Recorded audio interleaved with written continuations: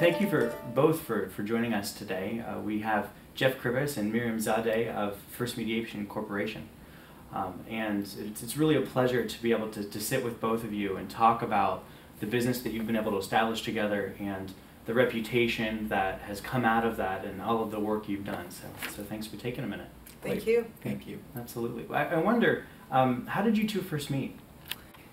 Well, she sort of imposed herself on me. I was a solo practitioner. I started the company in 1989 and thought it might be one of these companies where we would broker cases to retired judges and mediators, and I quickly learned after about a year of that I didn't want to be a broker. I wanted to be the main mediator. So I went down that path. You say that in the most endearing way, though, right? Well, hey, but I wanted to own everything and eat everything. And I was very active doing my own thing. And I'm not good with partnerships. I've had them in law.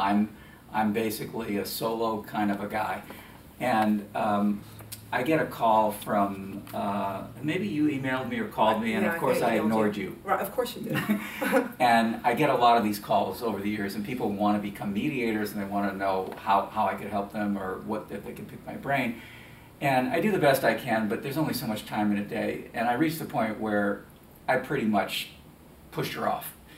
But she's really persistent. And then I get a call from Peter Robinson at Pepperdine saying, hey, we got a live one here. I think you should pay attention. I said, hey, Peter, I've had externs. I've done everything.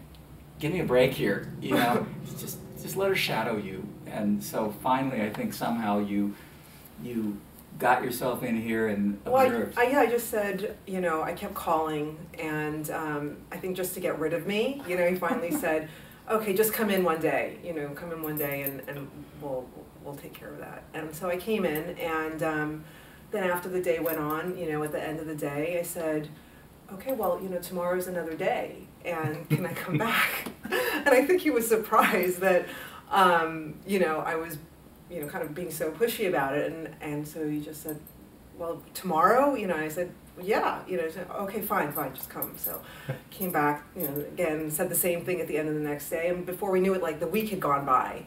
And so then the following week I said, well, you know, how's Monday?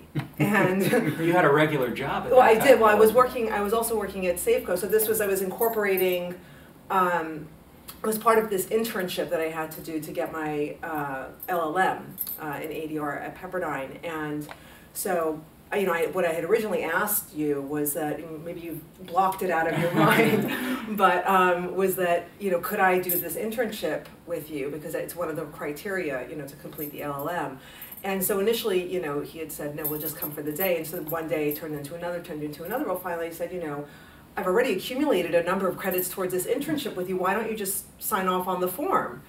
And, you know, I think he just said, okay, fine, you know, I'll do it. And before we knew it, the first internship was over, and then there's a second one that you have to do. And so let me back up for a minute. She's giving me the kind of Jewish grandmother guilt trip that I'm accustomed to in my family. So I gotta respond to it. But here's what really happened. You know, I was busy, and I'm not paying attention, and I've had these students come and go over the years, and to me she was just a student. But after a day or two, I was actually asking her for advice, because she was so intelligent and so perceptive of what was going on in the room. And I'm finding that I'm leaning on her to talk about what's our next move in this mediation. So you could see the synergy starting, and I really appreciated that. So it was a different experience than I had with most students who were mainly, you know, flies on the wall and wanted to absorb what I was doing. She was proactive and jumped right in, which was a very different experience than I had with others. And then over time, I think I agreed to let you do an internship for a semester, and you sat in on 100 cases or whatever, and, you know. But I think what really, after that semester, I said, you know, that's enough, right? Well, basically, yeah. You know, once we completed that, then the question became, well, what are we going to do from here? And you know, I mean, I so thoroughly enjoyed working with Jeff, and just, you know, seeing someone do, you know, just be at the top of his game the way he is, and it just goes so smoothly. You know, I mean, it was just really incredible just to watch, and so natural and organic. And I knew it was something I wanted to do, so I talked about, well, you know, my choices are either going back and continuing at Safeco, or nudge, nudge, you know, should we do something together? And I said to her, I'm not good with partnerships and arrangements, and I was very candid. I think about it as honest as you could be with somebody, but she was persistent. But then you told me a story about your dad. About my dad, right. And first of all, she asked me to mentor her, which I didn't know what that meant, but being of the Buddhist right. So background. I'll tell you, right. So basically, I'm Buddhist, and you know, we believe very much in mentorship. You know, that it's more about, you know, finding someone that you admire and you respect and you want to learn from and emulate. And so throughout that period of time that, you know, we had spent together, I really felt that, you know, I would very much like Jeff to accept being my mentor. And I say that it's not something to take lightly. You know, you don't just go ahead and just choose somebody, you know, that you're going to want as your mentor. But I really felt that on so many different levels that we would be a good fit together, and that he is somebody that I really want to strive and, as I said, emulate. So that's how I approached him with it. It wasn't a business venture. It was really looking to somebody who I could, you know, whose reputation I could try and live up to. She's good, isn't she? She closed that deal pretty quickly. Yeah. It's always been a mentorship situation, which was so enlightening to me because I had never served in that.